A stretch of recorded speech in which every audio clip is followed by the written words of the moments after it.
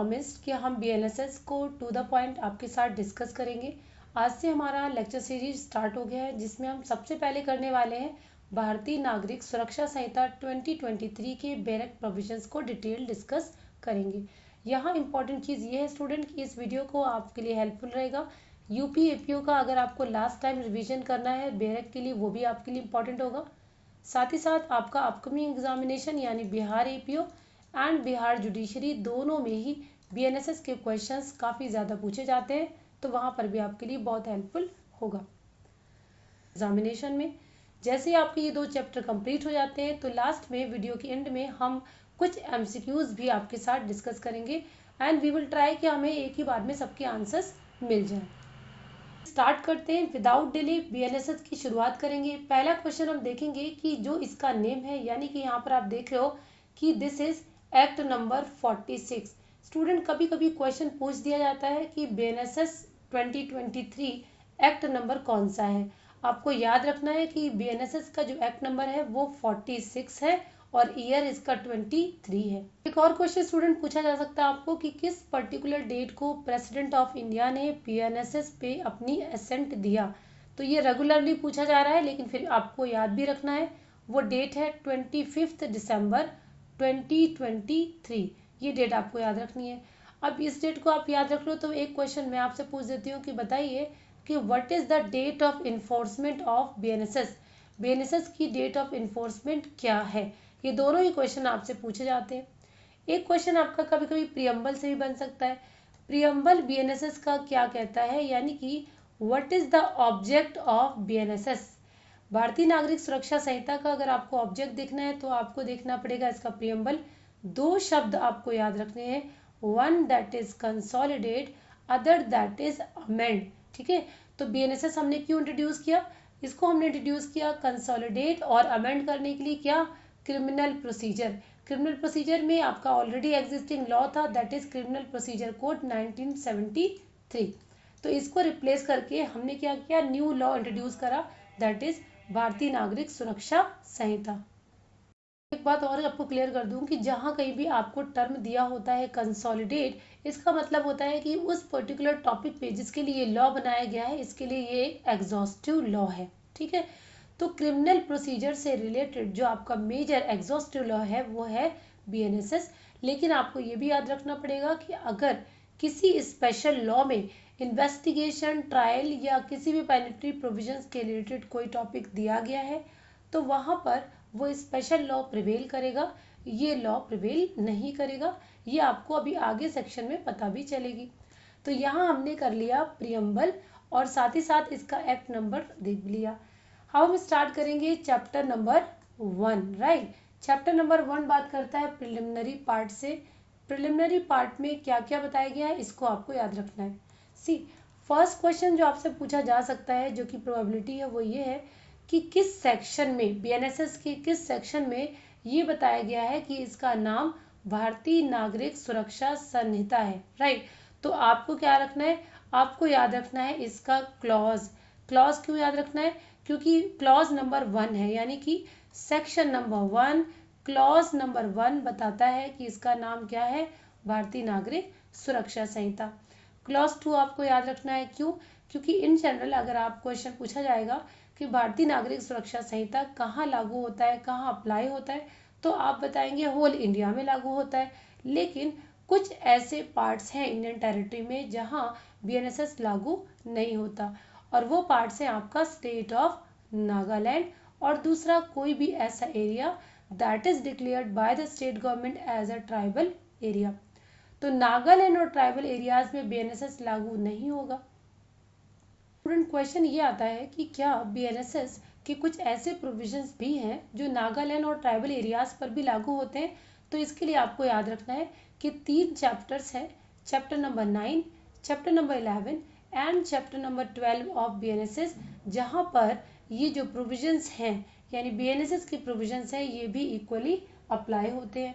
तो देख लेते हैं कि हमारा जो चैप्टर नंबर 9 है उसमें क्या कहा गया है। तो चैप्टर नंबर 9 बात करता है कि security for seeking peace. Right, तो यहाँ पर जो आपने बॉन्ड के प्रोविजंस पढ़ेंगे आगे जाकर, जहाँ आपको पता चलेगा कि जो एग्जीक्यूटिव मजिस्ट्रेट है या एक पर्टिकुलर सेक्शन में जो आपका जुडिशियल मजिस्ट्रेट है जिन्होंने कन्विक्ट किया है, वहाँ पर सिक्योरिटी के लिए, पीस मेंटेन करने के लिए, गुड कंडक्ट के लिए आपसे बॉन्ड भरवा सकते हैं, और ये प्रोविजन नागालैंड पर भी लागू होते हैं। नेक्स्ट आता है आपका चैप्टर नंबर 11। चैप्टर नंबर 11 बात करता है मेंटेनेंस सी, ये बात करता है आपका maintenance of public piece and tranquillity, right. तो पब्लिक पीस एंड ट्रैंक्विलिटी के लिए भी ये चैप्टर लागू होता है, चैप्टर नंबर 11। देन आता है आपका चैप्टर नंबर 12। यहाँ पर बात की गई है preventive actions of police, right. So preventive action of police आपको देखने को मिलेंगे बीएनएसएस में, टॉपिक चैप्टर नंबर 12 है।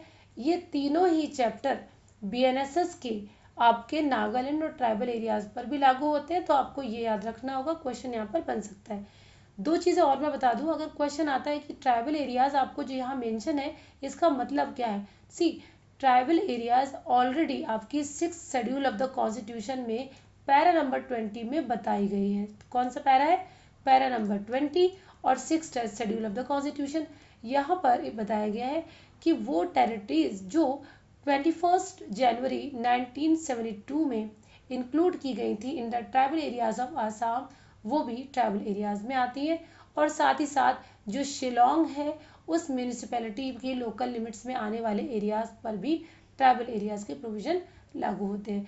तो ये हमने बात कर लिया कि ट्राइबल एरियाज। एक बात और आप देख लीजिए कि वहाँ पर भी हालांकि स्टेट गवर्नमेंट के पास एक पावर दी गई है, यानी अगर स्टेट गवर्नमेंट चाहे तो नागालैंड और ट्राइबल एरियाज में बीएनएसएस के कुछ प्रोविजंस को भी अप्लाई कर सकते हैं बाय नोटिफिकेशन, राइट। तो ये था हमारा सेक्शन नंबर 1 जिसमें हमने ये बातें कर ली। नेक्स्ट थिंग क्लॉज 3 में दिया गया है कि ये किस डेट से अप्लाई होगा, तो ये मैंने आपसे क्वेश्चन ऑलरेडी पूछा है, आपको आंसर करना है, कमेंट बॉक्स में बताना है कि बीएनएसएस किस डेट से इन्फोर्स किया गया है, ठीक है। अब हम बात करेंगे कुछ इंपॉर्टेंट डेफिनेशंस के बारे में। याद रखिएगा कि चाहे एपीओ का एग्जामिनेशन हो या जुडिशरी का एग्जामिनेशन हो, इस बार आपसे डेफिनेशंस पर क्वेश्चन ज़रूर बनने वाले हैं, तो आप ज़रूर ध्यान से केयरफुली देखें कि कौन सी डेफिनेशन किस सेक्शन में है और इसका मतलब क्या है। स्टूडेंट, जो पहली डेफिनेशन हम देखेंगे 2 क्लॉज ए में, A for audio, right, A for audio video electronic. यहाँ पर डिफाइन किया गया है कि आपको कई जगह पर देखने को मिलेगा कि ऑडियो वीडियो इलेक्ट्रॉनिक रिकॉर्डिंग की जाएगी। क्वेश्चन आता है कि ऑडियो वीडियो इलेक्ट्रॉनिक से मतलब क्या है ना। तो अभी आप आगे देखोगे कि जब स्टेटमेंट रिकॉर्ड्स किए जाते हैं कंप्लेनेंट्स के, या फिर जब सर्च एंड सीजर होता है उस टाइम पर भी ऑडियो वीडियो रिकॉर्डिंग की जाती है ना। तो वहाँ पर ऑडियो वीडियो रिकॉर्डिंग का मतलब क्या होगा ये इन्होंने सबसे पहले आपको समझा दिया है। तो यहाँ उन्होंने बताया है कि ऑडियो वीडियो रिकॉर्डिंग क्या होगी। इसमें उन्होंने कहा कि कोई भी ऐसी कम्युनिकेशन डिवाइस जिसको हम यूज़ करते हैं for the purpose of video conferencing, recording of process of identification, यानी जैसे आप कहते हो ना टीआई परेड, तो टीआई परेड में भी अगर वीडियो को इलेक्ट्रॉनिक डिवाइस का यूज़ हो रहा है तो वो भी इसमें आ जाएगी। सर्च हो रहा है, सीजर हो रहा है एविडेंस रिकॉर्ड करने के लिए, ठीक है, ट्रांसमिशन ऑफ इलेक्ट्रॉनिक कम्युनिकेशन, ये सारी पर्पजेस के लिए जो रूल है वो ऑडियो वीडियो इलेक्ट्रॉनिक्स में आएगा। अब हम देखेंगे डेफिनेशन क्लॉज बी में कौन सी दी गई है। ये भी डेफिनेशन अभी न्यूली इंट्रोड्यूस्ड है, यानी कि पहले आपके सीआरपीसी में नहीं थी, तो क्वेश्चन पूछा जा सकता है कि बेल कहाँ डिफाइन है। सी, बेल की डेफिनेशन दी गई है 2 क्लॉज बी में, जिसमें बताया गया है कि bail means release of person accused. See, एक चीज आपको याद रखनी है इसमें, bail means any release of person accused या फिर suspected of the commission of offence. तो सिर्फ अक्यूज पर ही लेके आना है आपको। अगर कोई person suspected to commit the offence है तो उसको भी बेल मिलेगी इन केस अगर उसको कस्टडी ऑफ लॉ लिया गया है, राइट। तो यहाँ पर एक बात आपको क्लियर हो गई कि बेल कहाँ किसको मिलती है, अक्यूज्ड या suspected of the commission of offence उसको मिलेगी। साथ ही साथ बेल कौन ग्रांट करेगा, यहाँ पे उन्होंने क्लियर कर दिया, बाय एन ऑफिसर और बाय द कोर्ट, यानी बाय एन ऑफिसर यानी पुलिस अथॉरिटीज भी दे सकती है और कोर्ट के थ्रू भी बेल ग्रांट होगी। एक और इम्पॉर्टेंट फैक्ट है इसमें कि जब कोर्ट या ऑफिसर बेल ग्रांट करेगा तो वो बेल के एग्जीक्यूशन के लिए बॉन्ड भी भरवा सकते हैं और बेल बॉन्ड भी एग्जीक्यूट करने के लिए कह सकते हैं। यानी बॉन्ड और बेल बॉन्ड दोनों में से किसी को एग्जीक्यूट करने की डायरेक्शन दी जा सकती है, वो बेल कहलाता है। तो यहाँ पर हमने 3 वर्ड देखे, बेल, बॉन्ड और बेल बॉन्ड। बेल हमने बी में पढ़ लिया, अब हम क्या करेंगे, बेल बॉन्ड को भी पढ़ लेते हैं और बॉन्ड को भी पढ़ते हैं। बेलेबल ऑफेंस को हम बाद में पढ़ेंगे। तो जैसे हमने बी में बेल पढ़ा, इसके जस्ट बाद डी पढ़ना है आपको और ई पढ़ना है। तो यहाँ पर बेल बॉन्ड क्या है, बेल बॉन्ड में दिया गया है कि एक ऐसी अंडरटेकिंग होती है जो कि जो पर्सन जिसको रिलीज किया जा रहा है वो एक तरीके से गारंटी देता है, एक अंडरटेकिंग देता है। और यहाँ पर जो अंडरटेकिंग होती है वो विद श्योरिटी आती है, यानी कि किसी ना किसी पर्सन की श्योरिटी आपको देनी होगी, तब जाकर आपको छोड़ा जाएगा। सो बेल बॉन्ड का प्रोविजन क्या है कि विद श्योरिटी बात करिए। Now come to the bond. Bond का मतलब होता है पर्सनल बॉन्ड, राइट। तो यहाँ पर जो पर्सनल बॉन्ड होता है इसमें अंडरटेकिंग तो की आती है रिलीज की, लेकिन इसमें कोई भी श्योरिटी की ज़रूरत नहीं होती है। पर्सनल बॉन्ड पर पर्सन को छोड़ा जा सकता है। दोनों बातें आपको याद रखनी है कि बेल जब आपने पढ़ा था तो बेल में अक्यूज या suspected to the commission of offence को कोई ऑफिसर या कोर्ट रिलीज करेगा, एग्जीक्यूट करवा सकता है उससे बॉन्ड या फिर बेल बॉन्ड। अगर वो बॉन्ड पर छोड़ रहा है तो इसका मतलब क्या होता है कि वहां पर कोई भी श्योरिटी नहीं एक्सपेक्ट की गई है। अगर बेल बॉन्ड पर छोड़ा गया है तो इसका मतलब श्योरिटी एक्सपेक्ट की गई है। तो आपने क्या करा, बी, डी और ई। नेक्स्ट हमारा होता है आपका बेलेबल ऑफेंस। बेलेबल ऑफेंस का मतलब होता है कोई भी ऐसा ऑफेंस जो फर्स्ट शेड्यूल में दिया गया। बस आपको यहाँ पर ये याद रखना है, अगर क्वेश्चन पूछा जाए कि बेलेबल ऑफेंस किस शेड्यूल में दिया गया है तो आप बताओगे फर्स्ट शेड्यूल में। वहीं पर आपको बेलेबल ऑफेंस और नॉन बेलेबल ऑफेंस दोनों के बारे में बताया गया है। नाउ एक और डेफिनेशन देखेंगे, चार्ज, राइट। क्योंकि आपको पता है ट्रायल के लिए सबसे पहली जो इंपॉर्टेंट प्रोसेस होती है वो होती है चार्ज फ्रेमिंग। चार्ज क्या होता है इसकी डेफिनेशन ऑलरेडी सेक्शन नंबर 2 में दी गई है। आपको क्लॉज पता करना है 2F, राइट। 2F में दिया गया है चार्ज। चार्ज में कोई चार्ज या फिर any head of more than 1 charge आप देख सकते हो। देन आता है आपका कॉग्निजेबल ऑफेंस। कॉग्निजेबल ऑफेंस आपको एकदम तैयार करके रखना है कि कॉग्निजेबल ऑफेंस कहाँ दिया गया है, क्योंकि ये बहुत बार पूछा जाता है। क्योंकि अब बीएनएसएस में थोड़ा सा चेंज आया है तो यहाँ पर आपको क्लॉज याद रखना है, जी, कॉग्निजेबल जी में दिया गया है। और कॉग्निजेबल ऑफेंस या कॉग्निजेबल केस दोनों एक ही जगह डिफाइन किए गए और बताया कहाँ पर गया है, ये भी आपको फर्स्ट शेड्यूल में बताया गया है। ऐसे वो कोई भी ऑफेंस जिसमें कि अरेस्ट विदाउट वारंट का प्रोविजन होता है उसे कॉग्निजेबल ऑफेंस कहते हैं। देखेंगे एक और इम्पॉर्टेंट डेफिनेशन पूछा जाता है कि बीएनएसएस में कंप्लेंट कहाँ बताया गया है और कंप्लेंट के लिए क्या एसेंशियल्स हैं। 2 क्लॉज H में कंप्लेंट डिफाइन की गई है। कंप्लेंट का मतलब होता है स्टूडेंट कोई भी एलिगेशन जो आपको ओरली भी की जा सकती है या रिटन फॉर्म में भी, बट करनी किसको है, मैजिस्ट्रेट को, राइट। तो मैजिस्ट्रेट को की गई कोई भी कंप्लेंट जो कि ओरल या रिटन फॉर्म में हो सकती है और जिसमें आप एक्सपेक्ट क्या करते हो, with a view of his taking action under this संहिता। आप चाहते हो कि कोर्ट यहाँ पर एक्शन ले, यानी जो भी एलिगेशंस लगाए गए हैं उस पर कोर्ट प्रोसीड करे। इस व्यू से अगर आप कोई कंप्लेंट या एलिगेशन करते हो उसे कंप्लेंट कहते हैं। कंप्लेंट करने वाले को यहाँ पर एक बात ध्यान रखिए कि ऑफेंस किसने किया है ज़रूरी नहीं है आपको उसके बारे में पता हो। The person can be known और the person can be unknown. ये हम किसकी बात कर रहे हैं, the person who has committed the offence. Please remember, complaint की डेफिनेशन में कभी भी आप पुलिस रिपोर्ट को इंक्लूड मत करिएगा, क्योंकि पुलिस रिपोर्ट कंप्लेंट का पार्ट नहीं होती, राइट। तो कंप्लेंट की डेफिनेशन आपने क्या समझी, कंप्लेंट एक एलिगेशन है जो ओरल भी हो सकती है, रिटन फॉर्म में भी हो सकती है, हमेशा मैजिस्ट्रेट से की जाती है और सबसे इंपॉर्टेंट चीज़ हम एक्सपेक्ट क्या करते हैं कि taking action under this Samhita. Person known भी हो सकता है, अननोन भी हो सकता है, इसमें पुलिस रिपोर्ट नहीं आती और साथ ही साथ इसमें जो एक्सप्लेनेशन अटैच किया गया वो आपको और क्लैरिटी कर देता है। फॉर एग्जाम्पल, अगर कोई पुलिस इन्वेस्टिगेट करती है, इन्वेस्टिगेशन करने के बाद जब वो रिपोर्ट मैजिस्ट्रेट के पास प्रेजेंट करती है और उसमें पता चलता है कि डिस्क्लोज क्या होता है फैक्ट कि जो ऑफेंस है वो कैसा है, नॉन कॉग्निजेबल है। अभी स्टूडेंट आप पढ़ोगे आगे जाकर कि कॉग्निजेबल ऑफेंस और नॉन कॉग्निजेबल ऑफेंस दोनों में एक इम्पॉर्टेंट डिफरेंस ये भी है कि कॉग्निजेबल ऑफेंस की अगर इन्वेस्टिगेशन में कंफर्म होता है कि ऑफेंस कॉग्निजेबल है, तो वहाँ पर जो इन्वेस्टिगेटिंग अथॉरिटी है बिना मैजिस्ट्रेट की परमिशन के इन्वेस्टिगेशन प्रोसीड कर सकती है। लेकिन अगर नॉन कॉग्निजेबल ऑफेंस की इंफॉर्मेशन है तो वहाँ पर without permission of the court investigation proceed नहीं होती। तो यहाँ पर आपसे बताया गया है कि अगर पुलिस को आफ्टर इन्वेस्टिगेशन ये पता चलता है कि कमीशन कौन सा है, नॉन कॉग्निजेबल ऑफेंस है, तो ऐसी रिपोर्ट अगर कोर्ट को प्रेजेंट की जाती है तो उसको कैसे ट्रीट किया जा सकता है, कंप्लेंट ट्रीट किया जा सकता है।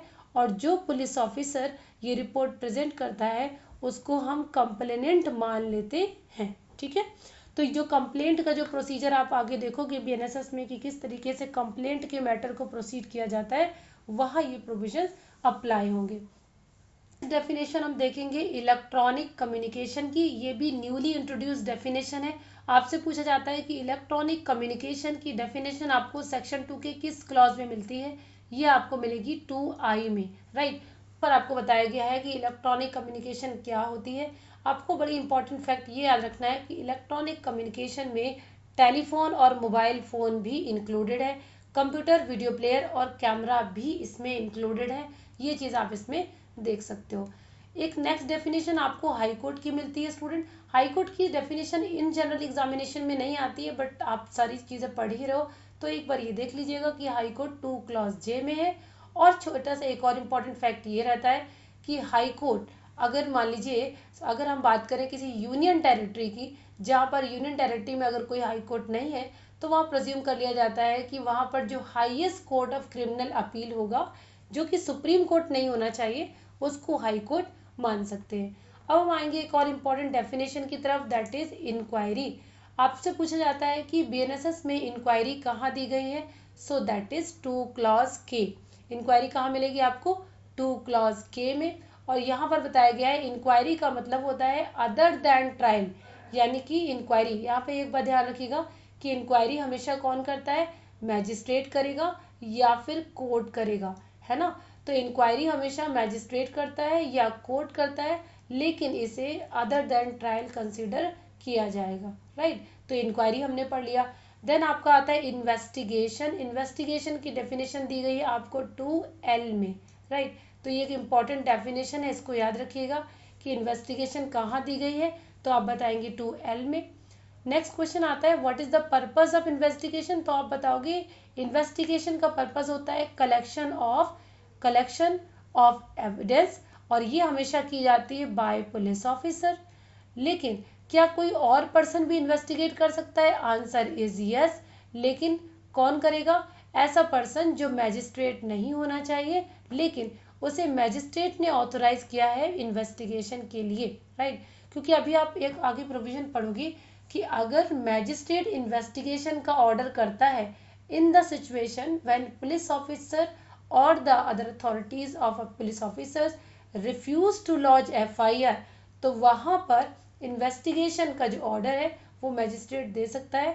उस सिचुएशन में वो पर्सन कोई और हो सकता है। तो इन्वेस्टिगेशन हमने पढ़ लिया, एक्सप्लेनेशन ध्यान से पढ़ेंगे। C, where any provision of the special act are inconsistent with the provision of this Samhita, the provision of the special act shall prevail। यहाँ कभी कभी क्वेश्चन ये आता है कि मान लीजिए कि किसी पर्टिकुलर टेरिटरी में police officer of that jurisdiction investigate कर रहे हैं और वहीं पर ही किसी स्पेशल लॉ के अधीन कोई अथॉरिटी है वो भी इन्वेस्टिगेट कर रहे हैं, सपोज करिए CBI। तो क्वेश्चन आता है कि इन्वेस्टिगेशन इन दोनों सिचुएशंस में किसके प्रोविजंस अप्लाई होंगे, बीएनएसएस के या फिर CBI जिस लॉ से गवर्न होता है। तो यहाँ पर CBI ऑलरेडी आपको पता है स्पेशल लॉ से गवर्न होता है, तो वहाँ पर स्पेशल लॉ प्रिवेल करेगा, नॉट द जनरल लॉ। ये बात इसमें एक्सप्लेनेशन में बताई गई है। नेक्स्ट इंपॉर्टेंट डेफिनेशन है जुडिशियल प्रोसीडिंग, क्लॉज M में बताई गई है। जुडिशियल प्रोसीडिंग का मतलब होता है कि ऐसी कोई भी प्रोसीडिंग जो किस पर्पज से होती है, in course of which evidence is और may be taken on oath, यानी अगर एविडेंस ओथ पर लिए जा रहे हैं, शपथ पर लिए जा रहे हैं या शपथ पे लिए जा सकते हैं, वो सारी प्रोसीडिंग जुडिशियल प्रोसीडिंग होंगी। ये बताया गया आपको 2 क्लॉज M में। नेक्स्ट जाएंगे हम लोकल ज्यूरिसडिक्शन में। लोकल ज्यूरिसडिक्शन में आपसे ज़्यादा कुछ नहीं पूछा जाता, बट आप प्रोविजन याद रखिएगा टू क्लॉज एन है लोकल ज्यूरिसडिक्शन से रिलेटेड। इसके बाद हम देखेंगे नॉन कॉग्निजेबल ऑफेंस क्या होता है। तो आपको सबसे पहले क्लॉज याद रखना है, ओ में दिया गया है नॉन कॉग्निजेबल। आपको पता है कॉग्निजेबल हमने कहाँ पढ़ा था, 2G में पढ़ा था, और नॉन कॉग्निजेबल कहाँ पढ़ रहे हैं, 2O में पढ़ रहे हैं। नॉन कॉग्निजेबल ऑफेंस में क्या होता है कि यहाँ पर ऐसे ऑफेंसेज हैं या ऐसे केसेस हैं जिसमें पुलिस ऑफिसर के पास अरेस्ट करने की अथॉरिटी नहीं होती unless and until warrant issue किया जाए मजिस्ट्रेट के थ्रू। यानी without warrant by the magistrate police officer के पास पावर नहीं होती है कि वो किसी पर्सन को अरेस्ट करे। ऐसे केसेस को कहते हैं नॉन कॉग्निजेबल ऑफेंसेस। तो यहाँ पर हमें ये याद रखना है। देन आपकी एक और इम्पॉर्टेंट डेफिनेशन है जो दी गई है 2Q में, जहाँ बताया गया है what do you mean by offence, right. तो अब हम BNSS में जितनी भी प्रोसीडिंग करते हैं, प्रोसीडिंग शुरू होती है ऑफेंस होने के बाद। तो यहाँ क्वेश्चन आता है ऑफेंस माना किसको जाएगा, यानी कौन से ऐसे एक्ट और ओमिशन होंगे जिसको ऑफेंस माना जाएगा। तो यहाँ पर इन्होंने बताया कि ऑफेंस का मतलब होता है कोई भी ऐसा एक्ट या कोई भी ऐसा ओमिशन, कोई भी ऐसा एक्ट या कोई भी ऐसा ओमिशन। प्लीज रिमेंबर, अगर अब एक्ट की बात करें तो एक्ट का डिफिनीशन ऑलरेडी BNS में दिया गया है 2 क्लॉज 1 में, राइट। और जब हम ओमिशन की बात करते हैं तो ओमिशन की डेफिनेशन आपको दी गई है 2 क्लॉज 25 ऑफ BNS, राइट। तो भारतीय न्याय संहिता में ये दोनों डेफिनेशन दी है। तो कोई भी ऐसा एक्ट जो डिफाइन है BNS 2:1 में, कोई ऐसा ओमिशन जो डिफाइन है 225 ऑफ BNS में, punishable by any law for the time being force.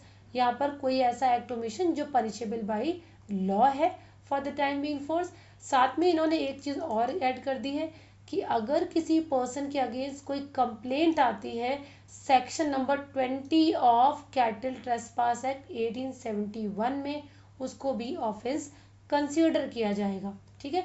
तो ऑफेंस की डेफिनेशन हमने कहाँ पढ़ी, 2Q में पढ़ ली। और क्या पढ़ा हमने, कोई भी ऐसा एक्ट, कोई भी ऐसा ओमिशन जो पनिशेबल बाय लॉ है for the time being in force. साथ ही साथ section number 20 of cattle trespass act 1871 में आने वाली कंप्लेंट भी ऑफेंस के कंसिडरेशन में आएंगी, ठीक है। नेक्स्ट डेफिनेशन स्टूडेंट आपको मिल रही है 2R में, जहाँ पर officer in charge of police station define है। तो यहाँ पर हम इसको छोड़ सकते हैं, स्किप कर सकते हैं, बट आपको प्रोविजन बस याद रख लीजिए कि 2R है। इनकेस अगर आपको नहीं भी याद रहता तो आपने क्योंकि सारे क्लॉजेस 1 बाय 1 पढ़ रखे हैं तो आप कैंसिलेशन के माध्यम से भी इसको हटा सकते हैं, यानी आंसर कर सकते हैं। हमारे लिए स्टूडेंट जो इम्पोर्टेंट डेफिनेशन है वो है police report. Police report BNSS में बहुत इंपॉर्टेंट डेफिनेशन में से एक है। यहाँ पर सबसे पहले आपको ये याद रखना है कि पुलिस रिपोर्ट किस क्लॉज में डिफाइन है। Answer is 2 clause T, right. T में डिफाइन है, T में पुलिस रिपोर्ट डिफाइन है। सो लास्ट में इसमें T है और स्टार्टिंग में इसके डेफिनेशन में T है। पुलिस रिपोर्ट डिफाइन है।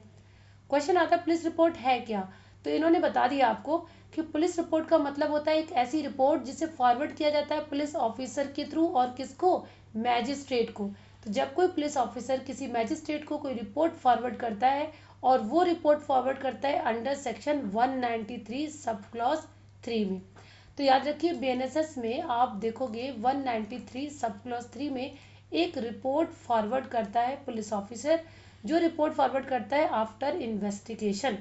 आफ्टर इन्वेस्टिगेशन जो रिपोर्ट फॉरवर्ड होती है उसमें बताया जाता है कि देखिए अभी तो क्योंकि न्यू लॉ है तो यहाँ पर इलेक्ट्रॉनिक मीन्स से भी कर सकता है, राइट। तो चाहे वो इलेक्ट्रॉनिक मीन्स हो या पेपर वर्क में हो, दोनों में से कोई भी रिपोर्ट फॉरवर्ड कर सकता है जिसमें कुछ कंटेंट दिए होंगे, यानी ऑफेंस से रिलेटेड सारी इंफॉर्मेशन जो है ना वो पुलिस रिपोर्ट में दी जाती है। फॉर एग्जांपल कि उसका नेम, उसका एड्रेस, उसकी डिटेल, जो भी एग्जामिनेशन होता है वो, और साथ ही साथ जो भी person acquainted with the offence है उनका मेंशन, ये सारी चीज़ें उसमें मेंशन होती है पुलिस रिपोर्ट में।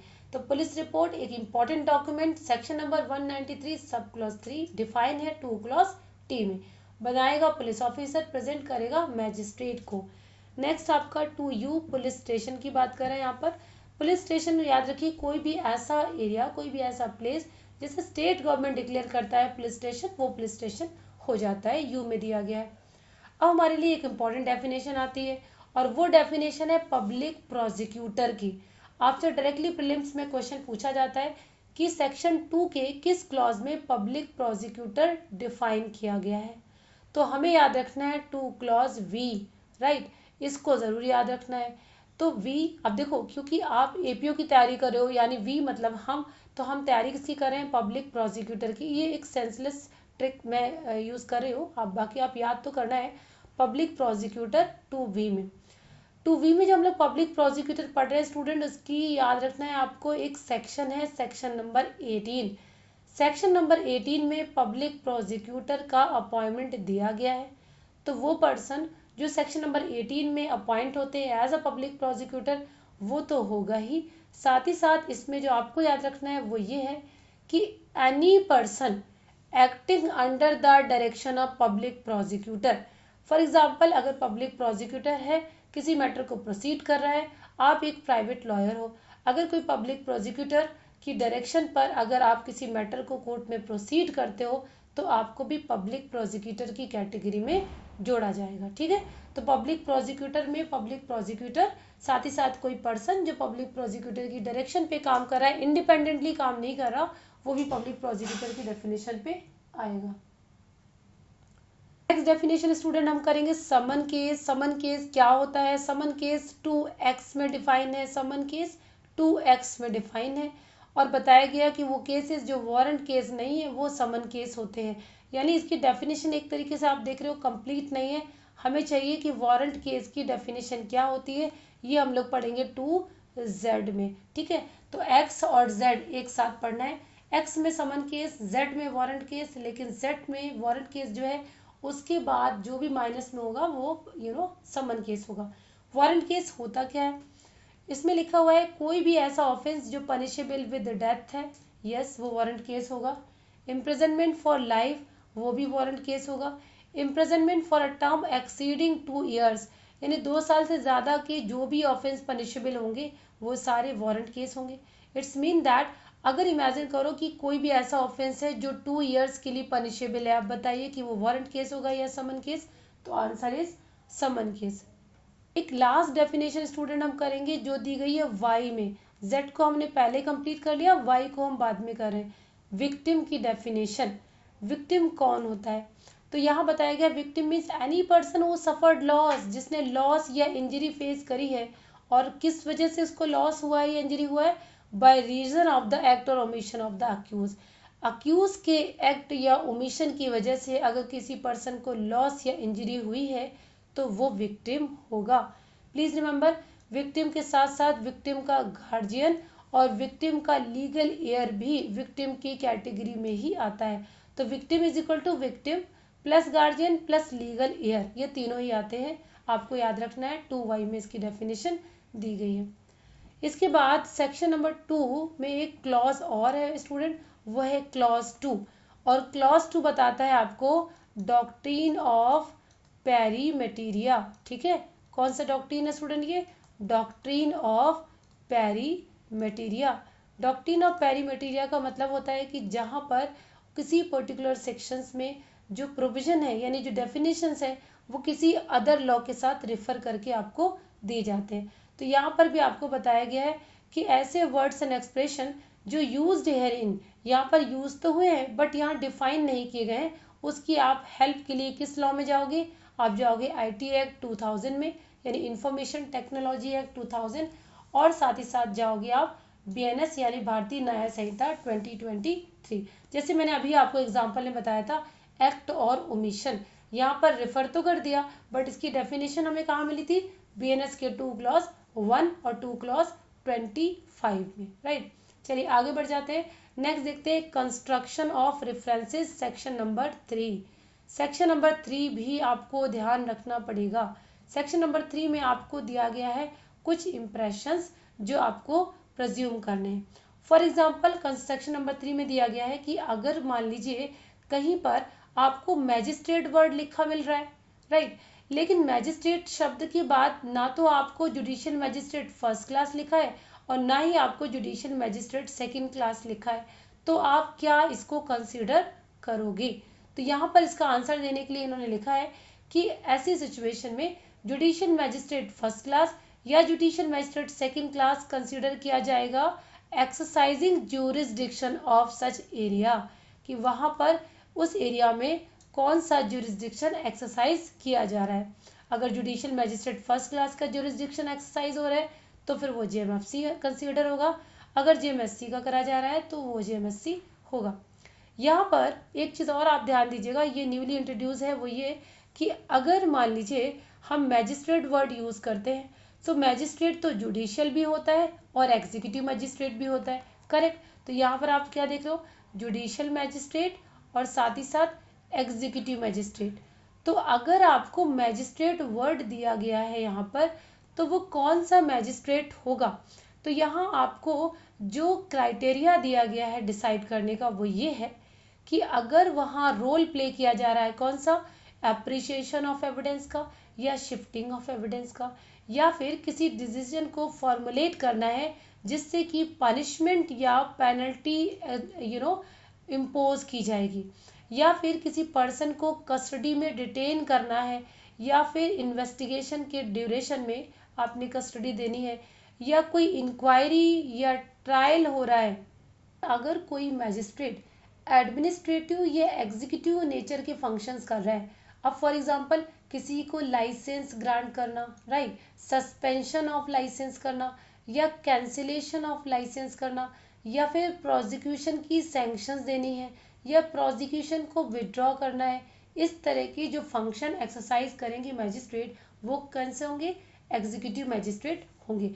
तो यहाँ पर आपको जुडिशियल मैजिस्ट्रेट और एग्जीक्यूटिव मैजिस्ट्रेट के बीच के फंक्शंस का डिफरेंशिएशन देखने को मिला है अंडर सेक्शन 3। याद रखिएगा सेक्शन नंबर 3 ने हमें ये बताया है कि अगर मैजिस्ट्रेट शब्द दिया है तो उसको कैसे कंस्ट्रू करेंगे, whether he is executive magistrate और he is judicial magistrate. Criteria क्या होगा, on the basis of functions करेंगे। देखेंगे स्टूडेंट सेक्शन नंबर 4, इसमें से डायरेक्टली क्वेश्चन आपसे आ जाता है कि बताइए कौन सा वो सेक्शन है जिसमें बताया गया है कि बीएनएसएस से रिलेटेड जो भी ऑफेंसेस होंगे उसकी इन्वेस्टिगेशन, इंक्वायरी और ट्रायल से रिलेटेड सारे प्रोविजंस आपको बीएनएसएस में मिलेंगे, राइट। तो BNSS will be applied for inquiry, trial and investigation, ये दिया गया आपको सेक्शन नंबर 4 में। बट प्लीज रिमेंबर एक चीज आपको याद रखनी है कि वो सारे ऑफेंसेस जो किसी अदर लॉ में इन्वेस्टिगेट, इंक्वायर्ड और ट्राइड होते हैं, अगर उसमें कोई स्पेसिफिक प्रोविजन वहाँ नहीं दिया गया है तो वहाँ पर भी बीएनएसएस के रूल अप्लाई हो सकते हैं। ये बात आपको कही गई सेक्शन नंबर 4 में। बात करेंगे सेक्शन नंबर 5 की, ये एक सेविंग क्लॉज है, यहाँ से आपको क्वेश्चन प्रीलिम्स में पूछा जाता है।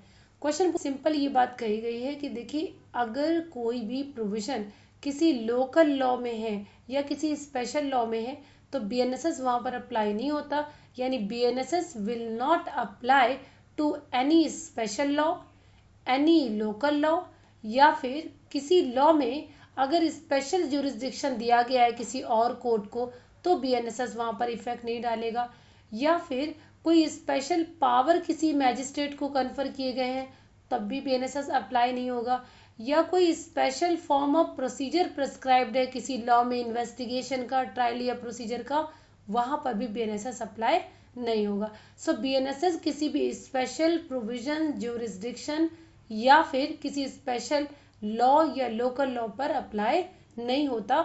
ये बात आपको सेक्शन नंबर 5 में बताई गई है, तो आपको ये भी ध्यान रखना है, ठीक है। तो ये था हमने हमारा चैप्टर नंबर 1 जिसमें हमने आपको टू द पॉइंट एक एक क्लॉज, एक एक सेक्शन डिस्कस कर लिया। आई होप आपको ये समझ आया होगा। इसके जस्ट बाद हम लोग डिस्कस करेंगे चैप्टर नंबर 2 जहाँ पर हम सारे important provisions plus linking with other provisions को भी देखेंगे।